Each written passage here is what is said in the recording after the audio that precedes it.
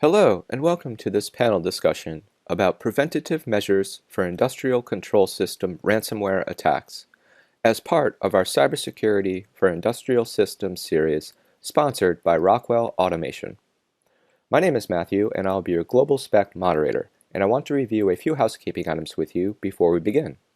Please take a moment to familiarize yourself with the operation of the user interface for today's webinar. The large window with the heading Presentation in the upper left is the primary window for today's webinar. Just to the right of the main presentation window is the speaker bio window with background information on today's presenters. Just below that is the Q&A window. At any time during the presentation, you can enter a question into the box in the lower section of the window and click Submit. Your question will be placed in the queue to address when we get to the Q&A session. At the bottom of your screen, you will see additional buttons to enhance your webinar experience. To see what a particular button does, just place your mouse pointer over it and a tooltip will appear with a description of the button's function. Now I would like to introduce our moderator for the Cybersecurity for Industrial Systems series, Edgar Sauter. Edgar is the Senior Director of New Product Technology at CSA Group. He and his team look to the technology horizon for new developments and applications that could present opportunities for CSA's test, inspection, and certification business. To read more about Edgar, or any of our presenters today, please look at the speaker bio window right next to the main presentation window. And with that, I would like to pass things along to Edgar to lead us through today's discussion on preventative measures for industrial control system ransomware attacks. Edgar, welcome to today's event. Thank you, Matt, for the introduction. I am Edgar Sauter, Senior Director of New Product Technology at CSA Group, and I will be the moderator of this roundtable.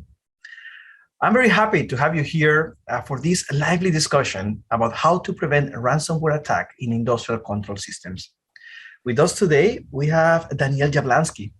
Daniel is a non-resident fellow at the Cyber Statecraft Initiative of the Atlantic Council Scowcroft Center for Strategy and Security and an OT cybersecurity strategist at Nozomi Networks.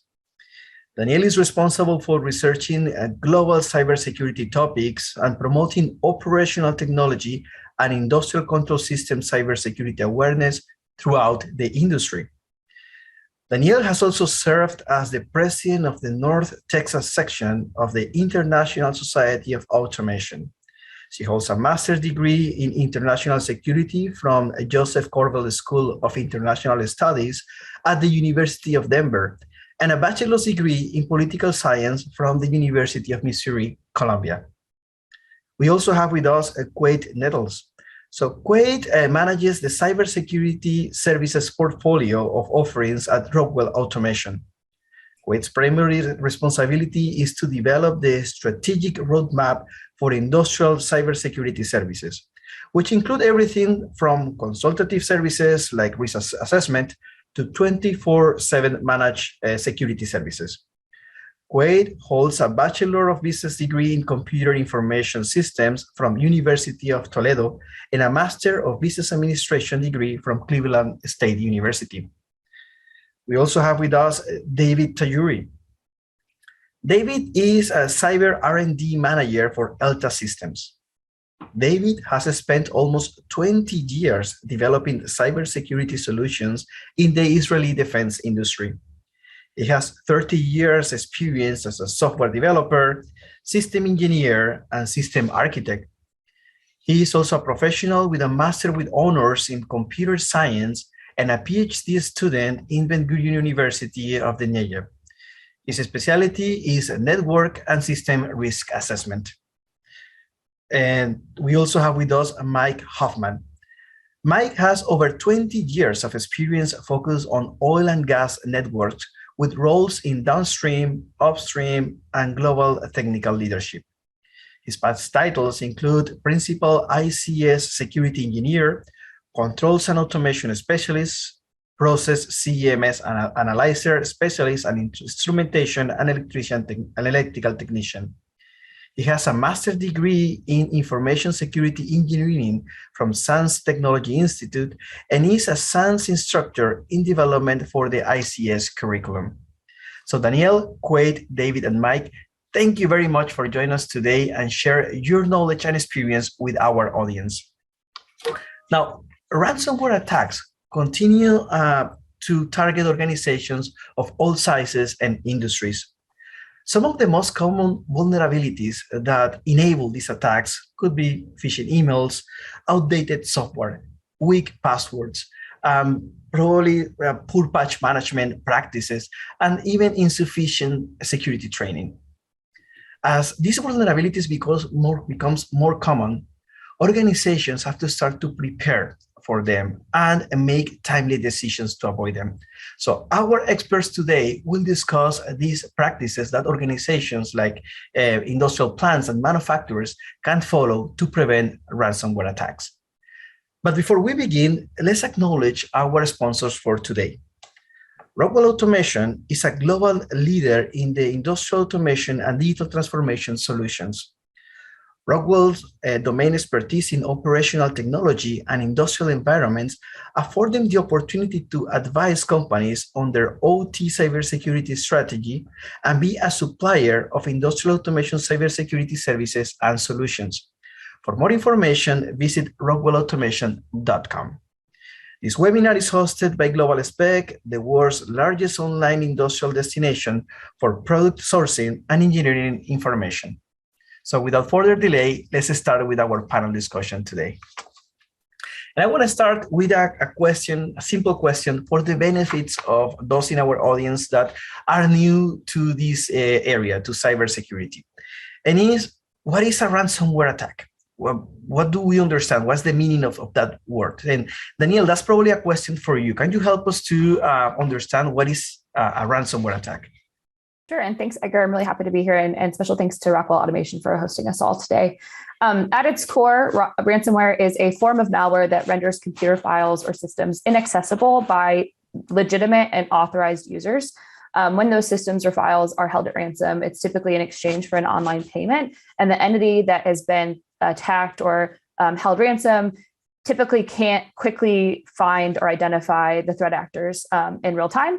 And ransomware has also evolved over time from simply encrypting those files and holding them at ransom to searching for backups or stealing the data, moving it offsite, and then what we call double extortion, right? That theft of the data for an additional sum, or to kind of enhance the difficulty in deciding whether or not to pay the ransom and how to remediate those issues. So that's the typical assessment of what we talk about when we think about ransomware. Thank you, Daniel. Now, along with that question, we are going to focus in this panel about industrial control systems, but we know that there are ransomware attacks in different sectors. Now, what are the differences between like the security needs of the ransomware attacks that attack an office, for example, and those ones attacking the operation technology network? Like let's say a refinery with an infrastructure or manufacturing plant. Yeah, I think everyone on this panel could talk at length about this. So there are ransomware targets that can impact the business operation or the enterprise networks of a company that would halt operations because you can't get something done that's a critical business function for your company, right? People can't get paid, resources can't be transacted, the lights aren't on, something like that. At the regular level. And when you get into operational technology, it's less likely so far that ransomware will impact those technologies, but it's becoming more prevalent, I would say. But when you're comparing actual sectors, right, what we talk about in cybersecurity when we do kind of assessments is that they all have different crown jewel assets, which means that the systems and technologies that are critical are going to be different for chemical processing versus electricity distribution versus maybe manufacturing goods with lots of belts and process automation.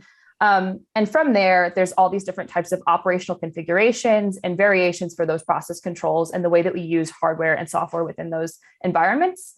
And that's because it's all purpose built. So even though the technologies that are provided and some of the systems might look the same, the code can be pretty simplistic, but the variation of how we put those things together with these environments from multiple different vendors can be very different. And so in terms of security, a lot of the times what we see is many companies or environments might be at completely different starting points in kind of a relay race, right? So some may have no visibility whatsoever into the data and traffic that goes on between those hardware and software assets, even if they know how they're supposed to work and can program and configure them, right? There's no tracking of changing and updates. And that might just be a process, right? There's no process control or change management. A lot of companies know that term, to how these systems are maintained. And so typically it's kind of across the board in terms of the understanding of what critical functions and critical systems are available, what they own and operate from a communication standpoint. And some need to know what to automate. So some do know that they have a good asset inventory, right? And then they're looking at what they can automate so that they can narrow their focus on security to manage it, right? Make it manageable. Some haven't done, any risk reviews or assessments with groups like ours in a very long time. Some things might, exist in Excel spreadsheets from many years ago. And then I would also point out, and this one's kind of important, some have a lot better relationships with their supplier networks and their vendors to understand vulnerabilities and integration challenges within their environments than others. So relationships are a very big deal on the security journey. And then one that's pretty clear in the attacks that we see in the media is that some have very horizontal architectures. And so lateral movements are easier for incidents where attackers are kind of, looking at doing the reconnaissance, looking at what they can accomplish. And if you have a horizontal architecture, then they can accomplish a lot more typically. Again, I could go on and on. A couple of things that other people might pick up on later will be, the supply chains are different, the extent to which they have their data backed up or offsite is different. And the last thing I'll say is that a lot of the times things are qualitatively assessed, which means they're always relative within these environments. So there's no one size fits all kind of security paradigm that we look at. So what's good or fair or excellent will vary, right? Between sectors, it'll vary between locations, it'll vary between technologies. So it's difficult to quantify those security assessments. Right. Thank you, Danielle. Now, I want to kind of divide the conversation on the two areas that I believe are important on the prevention of a ransomware attack. So one is looks at technologies specifically, and the other one looks at the social part. And please add to this if you feel that I kind of miss something in this division. So let's start with the technology, and that question goes for you, Mike. So what are some of those techniques that helps prevent malware by bypassing network controls? I think you mentioned that in the conversation that we have previously. You mentioned things about endpoint security, mobile device control, etc. Could you please elaborate a little bit on that? Yeah, sure. I mean, so first of all, when we think about, the potential for some sort of ransomware attack to come into the OT environment, first of all, we have to think about, what is our boundary and our border, and kind of mentioned that in a previous conversation around making sure that we do have good segmentation at that boundary. A lot of the ransomware attacks are coming across using open protocols, RDP, leveraging known accounts. So you have a protocol, you have no two-factor authentication coming through for remote access, those kind of things. SMB was used in a couple of ransomware attacks. So understanding and defining that boundary between IT and OT is really, really important. So from a preventative perspective, it is, again, understanding where your systems are located and segmenting those systems out. So, and segmenting isn't just about a device. It's also that logical segmentation. I've come into many environments lately where they've done a fairly good job of segmentation, but then they have a combined or a trusted Active Directory environment, for instance, where a ransomware attack could use like group policies to be pushed across. We've seen that before, where, so even though you were doing okay segmentation for a lot of the protocols, you're still allowing a joined Active Directory. And through group policies and being distributed through the environment, you can replicate scripts and all kinds of stuff. So ransomware can penetrate into the environment that way. Of course, there's also so when that's kind of the boundary at that level. But as you go down into your environment, of course, endpoint protection, and then application allow listing. And again, I've seen in different sectors there's a lot of different maturity around this area. A lot of folks are still running, just plain old antivirus. Have to be kind of careful with that because a lot of those products, if you're not checking your signature updates, and also if you're not looking at your exclusion lists, I've seen a lot of these preventative products that are pretty much wide open because of these massive exclusion lists due to vendor suggestions or performance issues and that kind of stuff, where you have to allow large sections of your hard drive essentially not to be scanned. So even though we do put preventative measures in place, how well those controls are actually working is sometimes suspect. Nevertheless, so there's a lot of things you can do around the host from a preventative perspective on allow those applications or the signatures, binaries to work. So it's really that you're blocking at multiple different locations throughout the environment, from the network at the host level. And I also mentioned before, and I'll let some other folks jump in here too as well, but around when I mentioned remote access and the abuse of like RDP, another really very important control that you can put in is using multi-factor authentication for those remote access coming into the environment.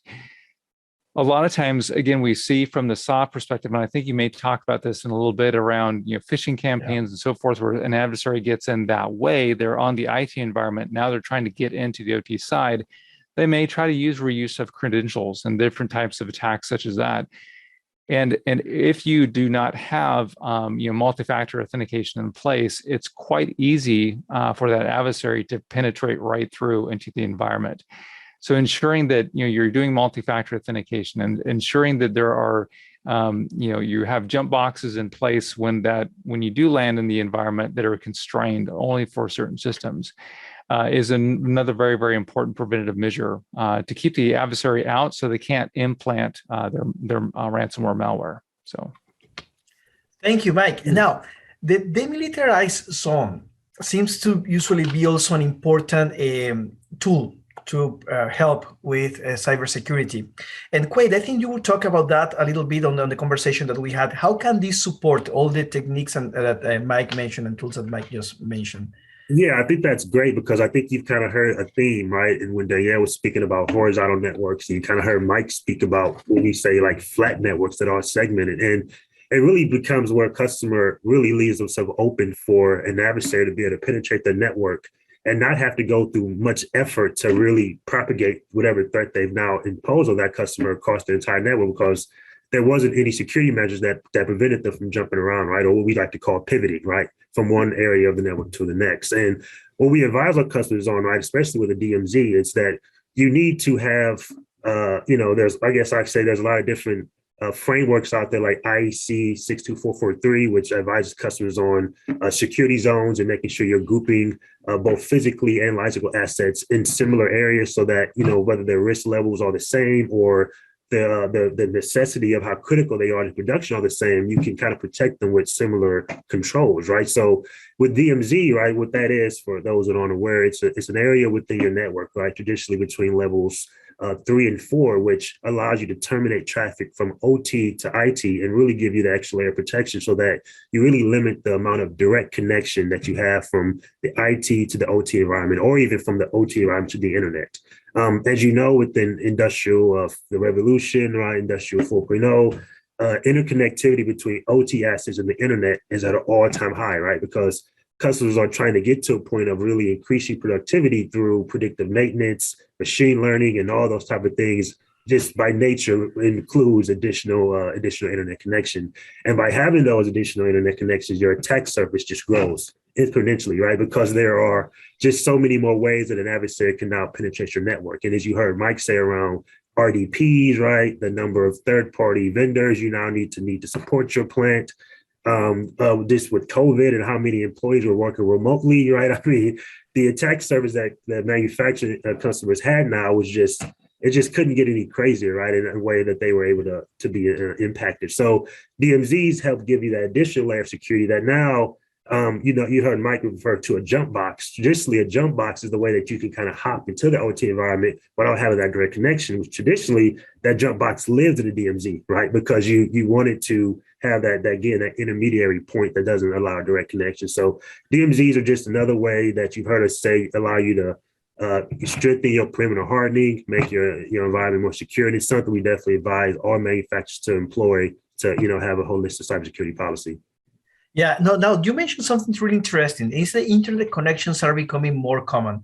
To bring that data to like other tools that could analyze the data, but also remote work, which in the past 2 years have become even more common with all the stay-at-home requirements. Yeah. Quite how has that affected the prevention of ransomware attacks? Yeah, I think we like to say it's like 3 pillars, right? People, process, technology, right? And I think the one that this new working dynamic caused in the last 2 years was people, right? And how you have to train people to be more cyber aware, right? I know just for example, in my company, we have yearly cybersecurity awareness training that we need to do to make sure we're not being liable for phishing attacks, or you're not clicking on emails from unknown senders because that could be, a phishing attack, right? You think about the remote working dynamic, right? And you're having to work across RDPs and VPNs. And sometimes those malicious vendors or software providers can even attach to a VPN account that you would think could be secure. And that could be the attack vector that was compromised. So when you think about the different ways that you need to train your people to make them more aware, it's not just putting in technology, right? Just putting in firewalls or putting in endpoint security or intrusion detection systems, which obviously those are great, right? And they add another element to what your awareness is. But the people that are using those tools need to not do things to bypass them or add additional risk as well to the enterprise, right? And we do that through cybersecurity awareness programs. You have some companies that do things like tabletop exercises, incident response readiness plans, right? That are all aimed at improving the overall knowledge of the employees, right? That ultimately that are one pillar of what your cybersecurity hygiene is. Right. Thank you, Quade. Now, David, this is an area that you have probably researched a lot, and it's the social aspect to cybersecurity too. So I want to elaborate a little bit on what Quade just said about the people factor there. Like how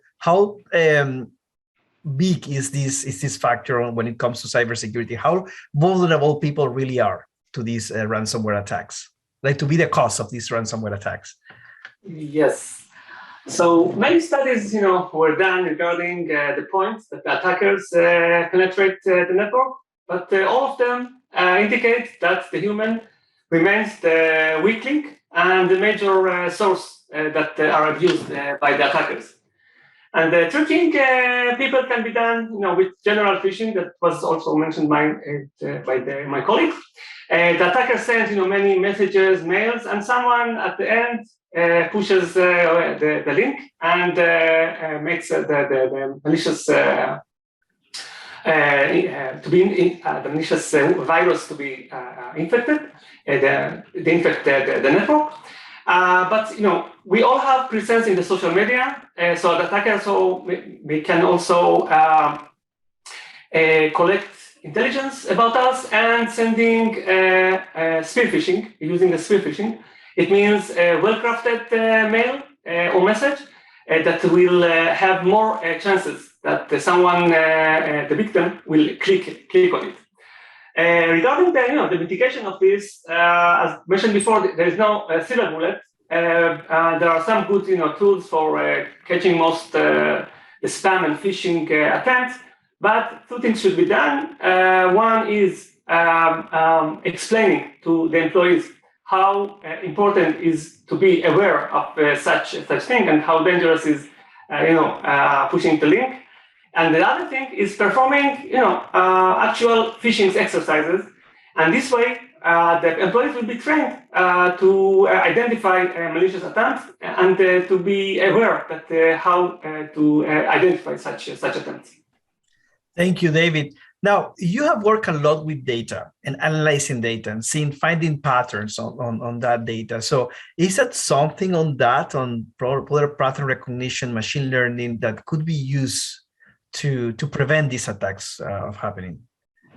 Yes. So ransomware, as any cyber attack, has several steps, such as initial access, that it will penetrate the network, and lateral movement, which means moving between different servers and workstations, and privilege escalation, which means gaining admin authorization, etc. And these techniques use also vulnerabilities and misconfigurations, and sometimes even 0 days, which are the unpublished vulnerabilities.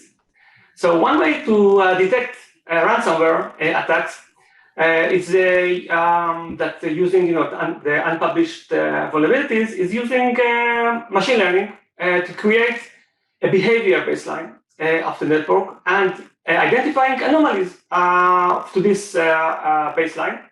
And in addition, in environments with many events from different sensors, machine learning can be used also to analyze the big data pool and classify it, correlate different parameters, and identify the patterns that may imply the ransomware attacks. Thank you, David. Now, we know that cybersecurity is not static. It's something that is continuously evolving, and that's one of the reasons why it's pretty hard. Daniel, I think in our conversation, you mentioned some trends on how these ransomware attacks are evolving and the behavior of these groups. Before we jump into the details of how to protect assets and like industrial control systems, could you please share with us what are those trends that you have observed in your work? Definitely. We're seeing actors doing their homework and more specifically tailoring their attacks. So they're focusing on techniques to maintain access and go undetected, and also to mitigate the potential unintended consequences. Some are still opportunistic, which means that they have access brokers, which will sell them credentials, maybe into the IT enterprise, or perform kind of ransomware as a service operations. But overall, there's this realization that operations that tolerate little to no physical downtime are lucrative targets.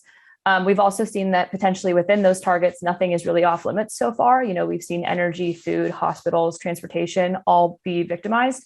And there's also this realization, I think, by groups that direct versus indirect costs skew the financial impact when we do analysis of ransomware, right? Some insurance does cover, some of the numbers are inflated, and there's no really central repository for those for that analysis. And then that, along with the media cycle and the lack of scalability for law enforcement, to go out and find all of the threat actors that are kind of operating in this space, makes that cost benefit analysis even more lucrative, I would say, for a lot of these groups. They're also moving faster to operationalize CVEs once they're revealed before end users can patch or mitigate those vulnerabilities. And they're designing repeatable attacks, right? So there's a complete process for exploiting the vulnerability to encrypt the files and extort payments. And they're just fine tuning those practices and getting better at the targets they choose and how they penetrate those targets. I think that leads to organizations kind of now realizing the importance of things like software bill of materials. You know, we could go on to an entire another panel on that.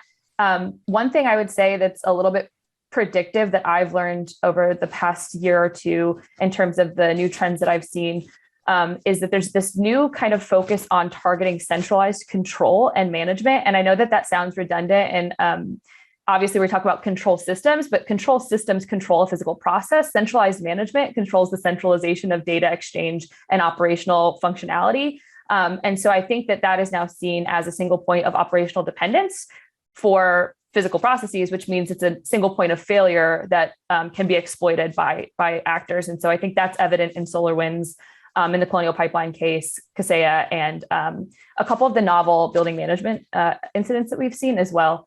So those are targeting software that performs network management tasks that are integral to revenue or transaction management and has a high degree of trust already explicitly within the target network.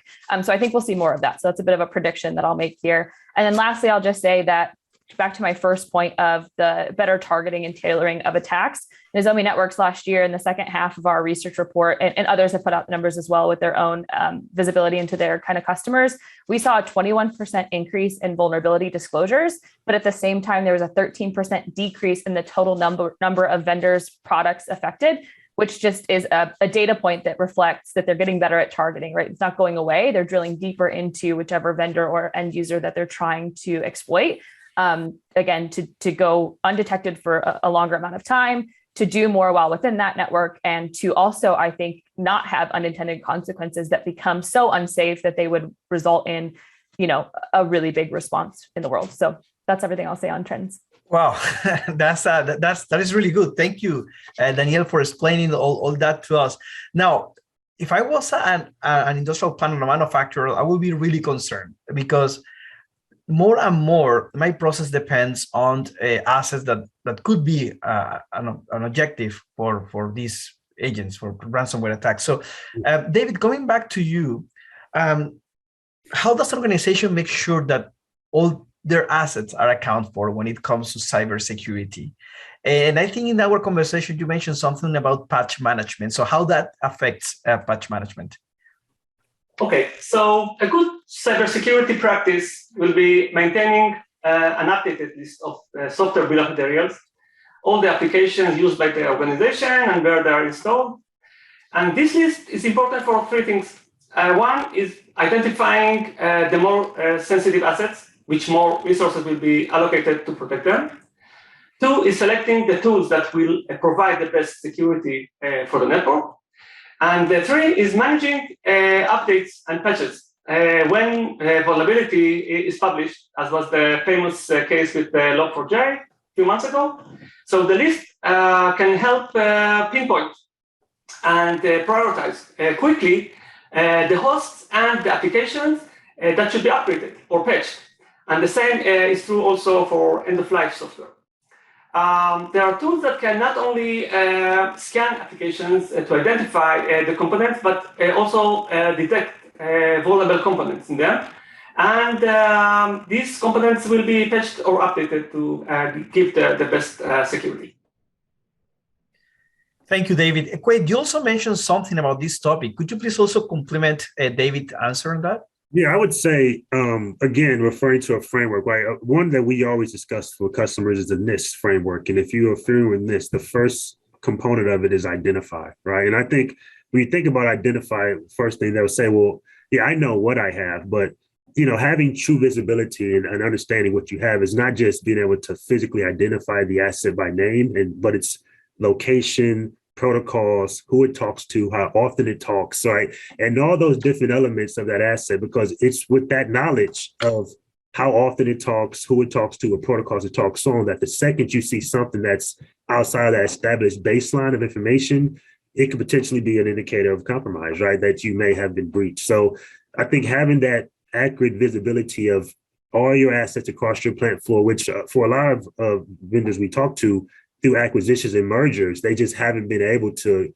keep that good, accurate representation of what they actually have within their enterprise. But that's the information I think is the first key element of a cybersecurity program, is understanding true visibility so you can put in place plans, right? Because what we say is you can't protect what you don't know you have.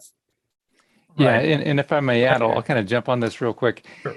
So one of the things around, so we were talking about, knowing yourself. So it's that asset inventory piece. It's, this CIS controls. It's like the number one, number two control. It's knowing your hardware, knowing your software. Along with that, though, is knowing your vulnerabilities. And oftentimes in the environment, we touch on, okay, you need to know your vulnerabilities, you need to patch. We also say that you have to know where your crown jewels are, your most important aspects, and you probably should, that should be kind of high on your patch list too. The problem is your crown jewels are often that hardware or the software components that you cannot patch. And in those OT environments, again, very, very familiar with 6+ year runtimes on some equipment where you cannot touch that piece of equipment because you will cause an outage if you patch it. And again, that's something that we as an industry, as manufacturers and vendors need to fix eventually, create things that you can patch online on process. It's a whole another topic. But what that does come into play, though, is so if we do have this issue about what do we patch, what vulnerability should I be most concerned about right now?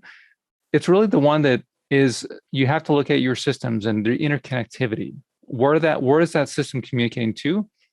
Kind of like what Quade talked about, is in knowing, it's not just about knowing the device, it's about knowing who it's talking to over what protocol.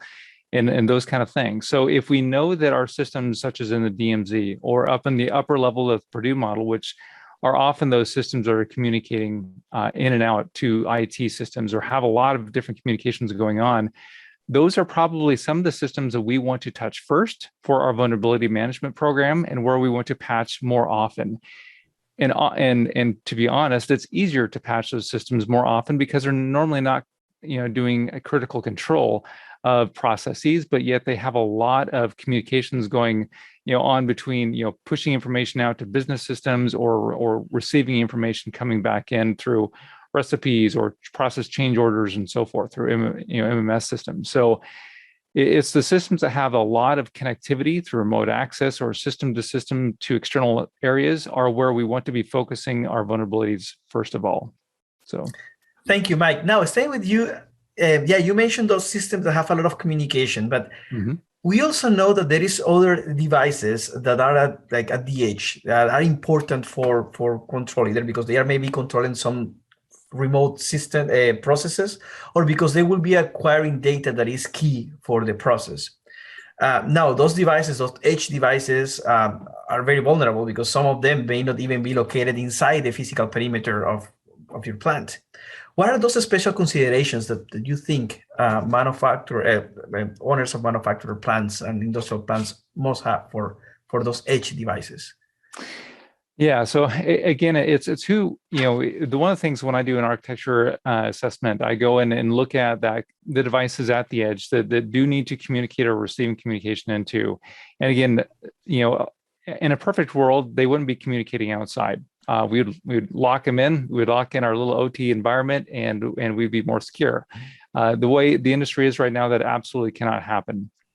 The OT environment relies on transactions and those kind of things. And also our business environment relies on those communications going out. We have to know about what's going on our plant floor, in our factories, along our transmission lines, and so forth. So with that said, what you really need to look at is, again, what that system is doing, what kind of communications are occurring. Do we have backups of that system? Are we able to recover that system in the event of an outage, in the event of it's ransomed? And in the event of some sort of a ransomware attack, where a lot of times we see, okay, so one of the first things you need to do is disconnect your OT environment, island it off. What is the impact of that edge device to the outside world? Are we still going to be able to run our manufacturing environment in a disconnected and islanded state? Sometimes that answer is no. And so we need to work around, okay, so what happens then if we disconnect this critical system? That system may be an MMS system on the manufacturing floor. It could be a connector to a historian system that's providing environmental or custody transfer information that is required to bill customers or receive orders and so forth. So it's understanding, what that system is doing, who it's talking to, what happens when it goes down. It's also, in the event of one of these attacks, it's understanding who owns it. Oftentimes we see during a incident response case, it's a lot of these edge devices or ancillary systems. From a security perspective, folks understand this device, they understand the software on it, but who is actually the owner of that system, or where is that data going to? So often, again, it's in the incident itself, when that's being played out, who's making the call to disconnect, or who is going to be affected if this system is disconnected. A lot of these systems kind of crop up over time, and of course people come and go in their jobs and so forth, but it's keeping track of your critical systems and where that data is going, and who's going to be affected if that data gets turned off. So right. No, that's a good point. Now, what we observe, and you mentioned that, is that facilities cannot do anymore that security by obscurity approach. Like we need to connect the operation technology network with the information technology network to do more things. The problem is that overlaps, I guess, may affect the development of a good security approach. Daniel, I think you mentioned about that in a previous conversation. So how does that overlap between IT and OT affects the security, and how can organizations really do a good job by separating those two areas? Yeah, I'm really glad we're using the word overlap and not convergence. So that's awesome. It's a great day. Great way to start my morning. So bottom line, worst case scenario is direct connectivity of control systems to a non-OT network. I think that's general knowledge. Everyone knows that. What's more often happening is there's a layering of new connectivity on top of legacy systems with well-known vulnerabilities, like Mike just mentioned, that may or may not be patchable. So we're integrating and layering without securing from the bottom up. And we couple that with the lack of visibility in terms of the new technology and the new configurations and communications that are going into that. So that's what the layering and the overlap is beginning to look like. And that's starting to include devices and interfaces, sometimes at the edge, that increase the potential for remote access points. And And then if you have that in your environment, it can be exacerbated by limited security practices, right? So you might have a firewall in place or a DMZ and you think that you are good to go. You introduce maybe a new metering system or a new centralized platform for pushing firmware updates, something like that. You think you're doing really good security, but at the end of the day, you don't have this visibility into the entirety of the communications that are being transacted in your environment. So there are still gaps. And I think that people think, adopting new technology, if it's in the cloud, if it's recently been built, it might have more security features by design, but that doesn't mean that those security features are actually enabled by default. Most often they're disabled by default. So there's a lot that goes into the ways in which you use the connectivity that you're layering on top of legacy systems. I think I mentioned earlier some of the different supply chains. That consideration is really big in this overlap, right? And it also is extremely important for assessing technologies individually. When you do your risk assessments, we see companies do this all the time where they'll say, I know the risks associated with X, Y, and Z, but then they don't understand a holistic approach of how those risks actually are intertwined, right? So you can go through a list and categorize everything and then maybe not actually realize that there's some functionality or risk or a single point of failure in the way that those technologies actually interact with one another. So we see that really highlighted by the overlap of IT and OT. And then there's all sorts of things like misconfigurations and mismanagement, lack of device hardening, and also the introduction of personal devices. I think now that we focus on remote access so much, we have stopped focusing on personal devices, but those haven't gone away. There are still people in plants. They're not, automated at this point fully. So that's another consideration, that those personal devices might be connecting to a lot of the IT that is now connected to your OT. And so back onto this vulnerability track that we've all kind of mentioned, I love when people say you can't protect what you can't see, because I've now coined the phrase that you also cannot investigate what you can't see. So in that IT-OT overlap, I would love to protect everything, but if you do have a misconfiguration or you change the IP address of something and it causes a bad day in your environment, anything short of, somebody mentioned there's steps that people take, threat actors take in a ransomware attack, anything short of your black screen of death saying you owe me Bitcoin, you can't investigate anything up into that point. And even if you don't have visibility, you might not be able to investigate that incident. And so I think it's more important to be able to investigate all of the scenarios, threat actor included, when we talk about IT and OT overlap going forward, than just kind of focusing on the scary worst day scenario, because there's so much more you can catch and prevent if you can actually investigate what's going on in that overlap and throughout your enterprise and OT networks. So that's my spiel on visibility. Let's investigate more. Thank you, Danielle. Now I want to jump a little bit ahead on the questions, just because we are kind of getting short of time.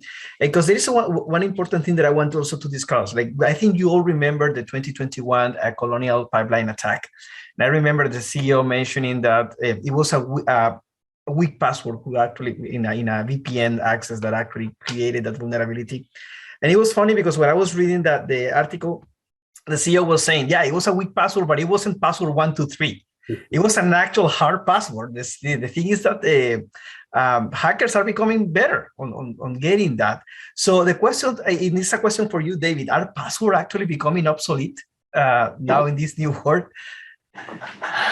That I hear this for many years, that password is obsolete and they will not use, etc. But I think they are still here.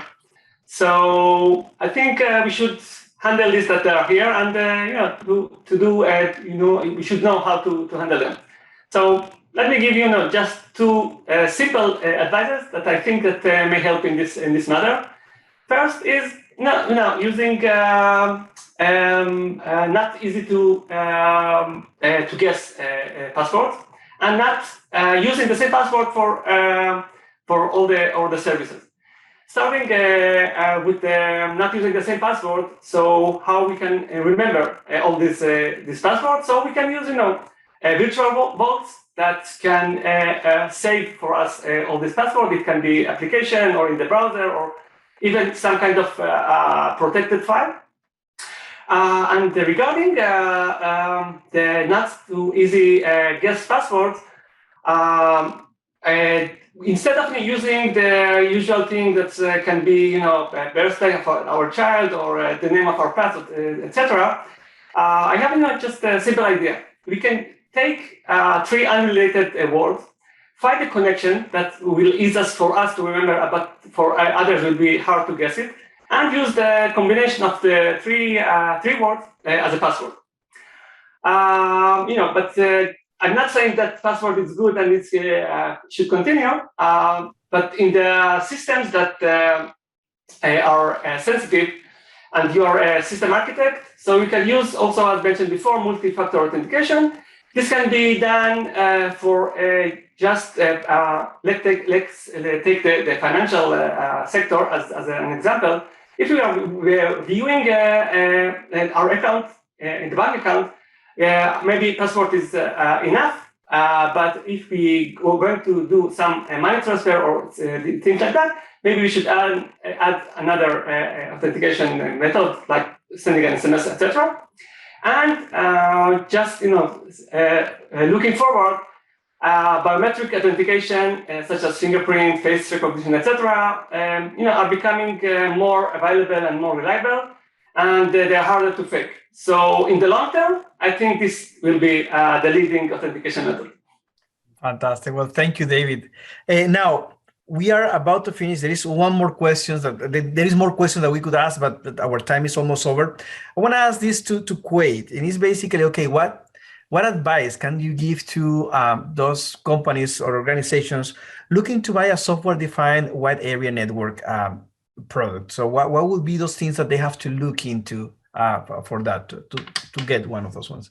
Yeah, and I think, I think Mike gave out several different technologies that would ultimately add a lot of value to your cybersecurity resilience plan, right? Endpoint security products, firewall products, intrusion detection products. I think they all have their own merit and can help provide manufacturing companies more resilience to a cyber threat, right? Through what they can give you in terms of visibility or detection threats. And when it comes to making a choice of what makes sense for you, is really based on your risk profile and which one of those products are going to give you what you would say maybe the most bang for your buck, right? If you're in a space where, say you have a very flat network, like as we've discussed today, and you may use segmentation, right? So you can have a more defense in depth approach, then it could be a firewall, right? That would make most sense to give that manufacturing customer some more security in their space, right? And then a firewall that's not just,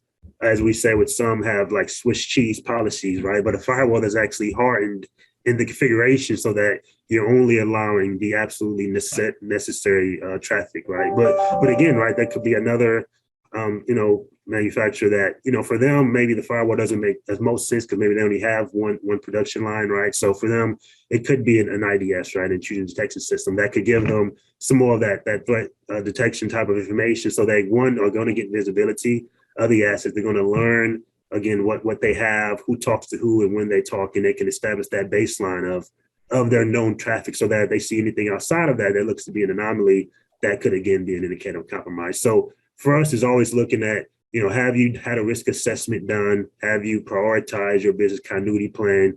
Do you know your biggest threats? Have you, as Mike said earlier, classified your most critical assets and understand what biggest vulnerabilities they have? And I think with that information, you can make the right decision for you on what technology to make your investment in, right? Because that decision is going to differ based on customer, based on industry, and what's going to give them the biggest impact.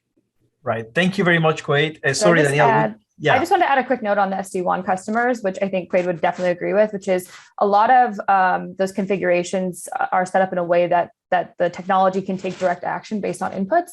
And I think when you're shopping around for the best one, you should look for ways in which to loop in humans. I know that sounds kind of silly in a human in the loop kind of functionality, but an SD-WAN that provides data to engineers rather than taking direct action is one that I think we would all kind of get behind. And so that's something to take into consideration in addition to what Quaid mentioned, which is, having your engineers actually be able to look at, investigate again, and analyze the maybe the most prioritized actions that should be taken from an automated solution rather than just letting the technology kind of do for itself.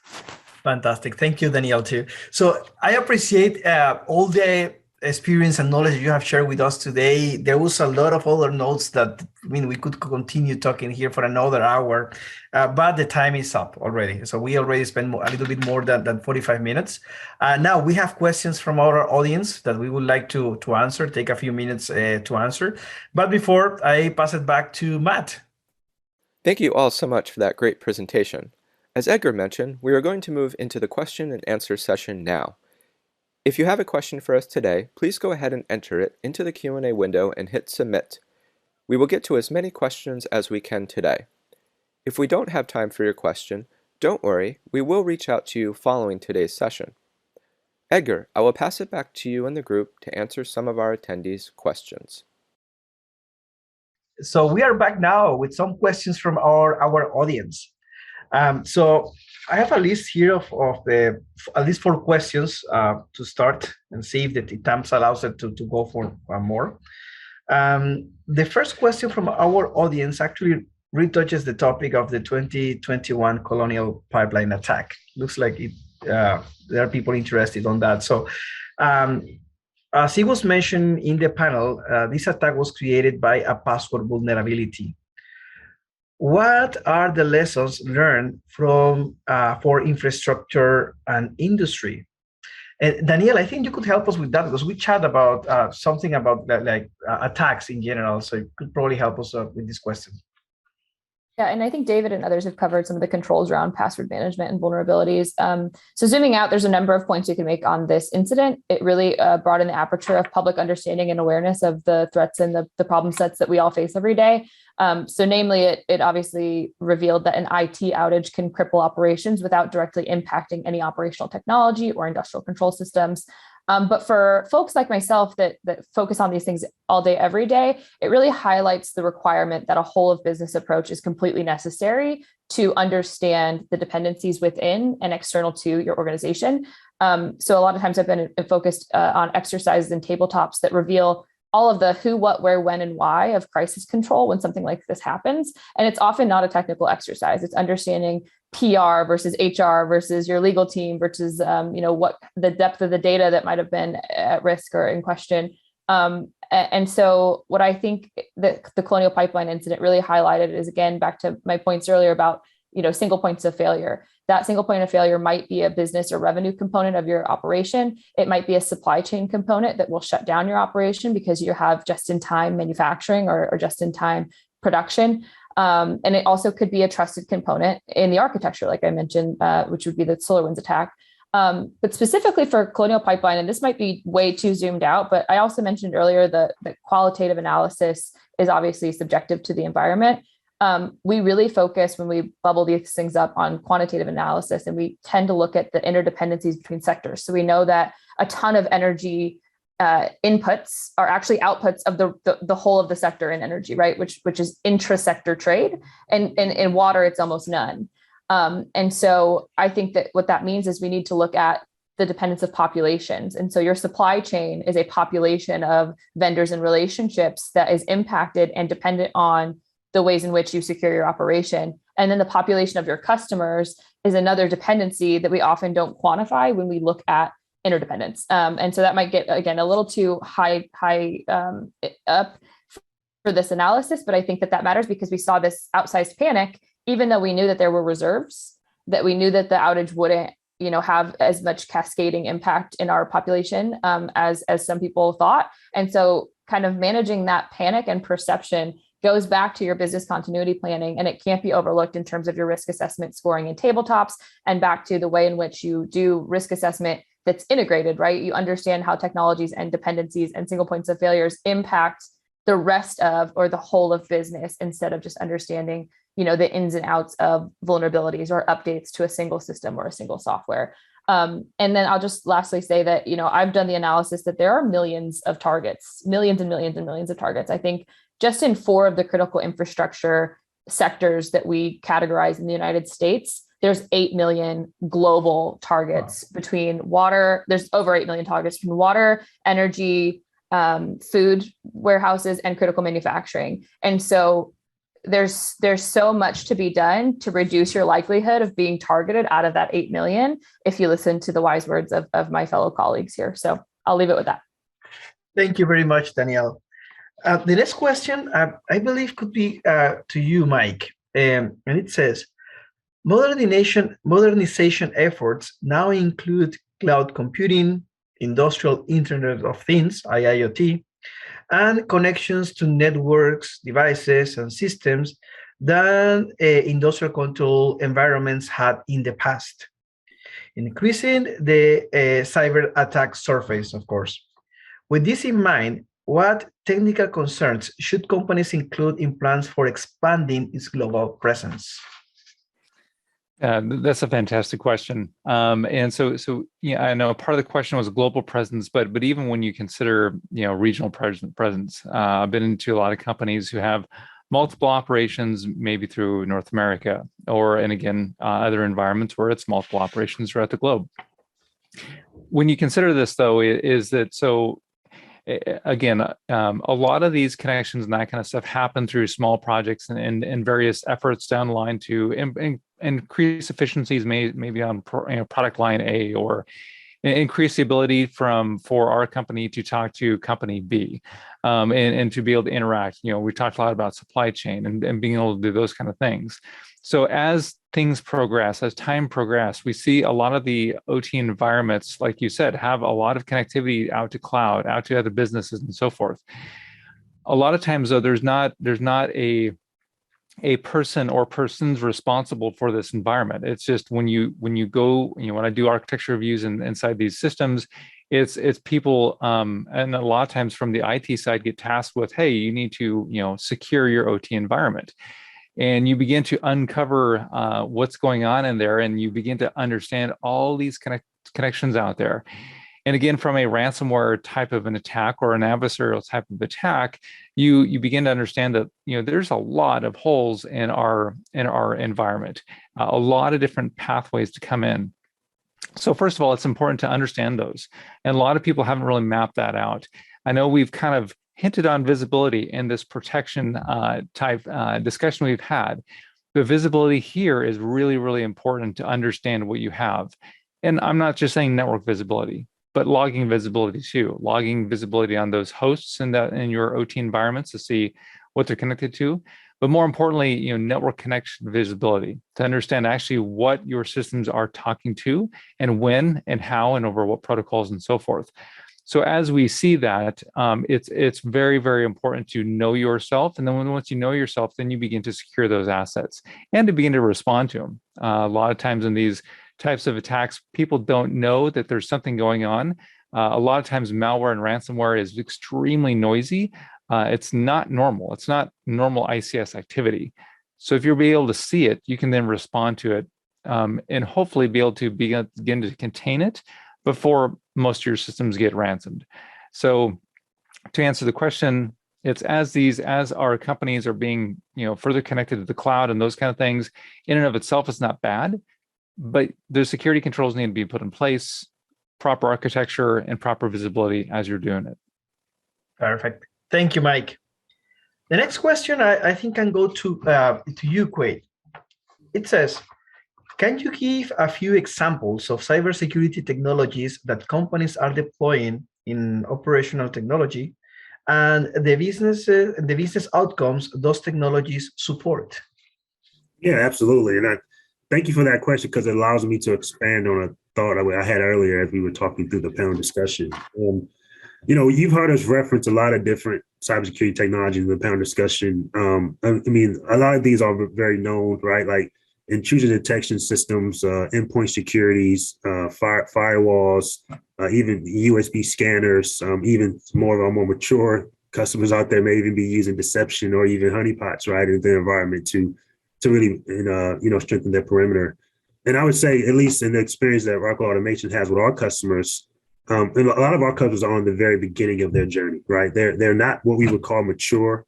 So with that, they're really just trying to get what we've heard us say several times now, get visibility in what they have in their environment, right? So they're taking that first step to say, what cybersecurity technology is going to give me the most understanding of what's happening within my plant floor, right? What assets do I have?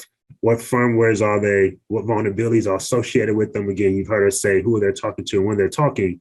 And really what they want that information for is that they want that information to be able to then take that and go prioritize investment that's going to give them the biggest risk reduction, right? So all these tools, right, really have one goal, and Danielle reminded me of this as we were talking earlier, like they provide you with data, right? But then our customers say, well, I have this data, what do I do with it, right? Some people in my plant don't even understand what the data means or how to use it to make, again, prioritize investments. So they need that data to be placed in the proper context of, if you see these risks or if you have these critical tools that ultimately lead to your most productivity, you then can go and make the right investments to say, do I upgrade here? Do I patch there, right? To make those important decisions. So when it comes to things like, again, IDS technologies, right, which are very good at providing asset identification, asset visibility, those are some of the ones I see customers deploying most. And as I start to get more conversations with more mature customers, you can see them starting to move towards things like endpoint security, which is giving you that next level of security down to the actual asset level, where you can see more things about attack techniques and the way, adversaries have, took attack and expose different vulnerabilities on those assets. Perfect. Thank you very much, Quay. And we have one more question, and it's for David.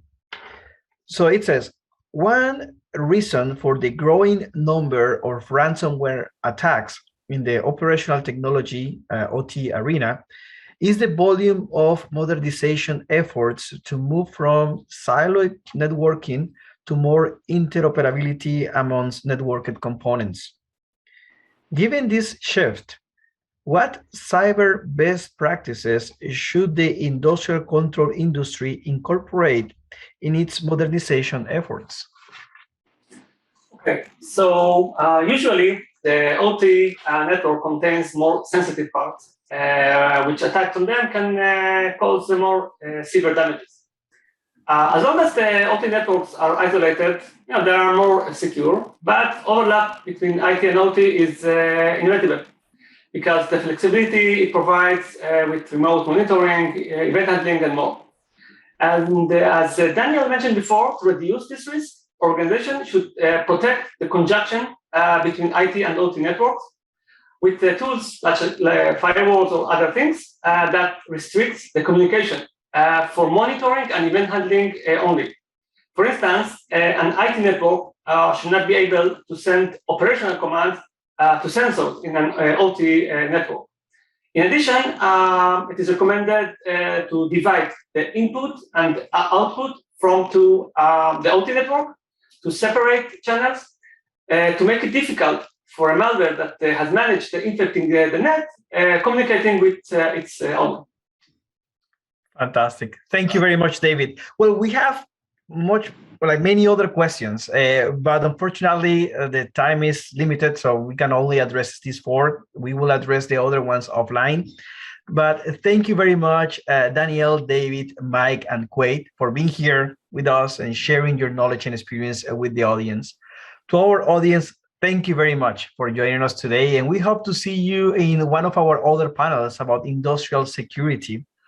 Now, we're also grateful to Rodwell and their team, who is hard at work defending infrastructure and industry from cyber attacks. And finally, for globalspec.com, thank you to the millions of technical professional engineers who have allowed us to connect them to the parts and services they need for project success. So now with that, back to you, Matt. Thank you, Edgar. Now just a few items before we end things today. I would like to say a huge thank you to all of the panelists today and to Edgar for leading our discussion. And a special thank you to Rockwell Automation for sponsoring the Cybersecurity for Industrial Systems series. Today was session 2 out of our 4-part series. Please join us for the rest of our sessions. You can visit our series page using the link listed in the resource widget. Sign up for all of the sessions today. You won't want to miss it. And one last thank you to our audience members for being here with us today. You will be receiving an email from us with a link to the on-demand version of this presentation, so you will be able to come back and watch this again or share it with your colleagues. Again, thank you for taking the time to attend this Global Spec series. Take care, and we will talk with you soon.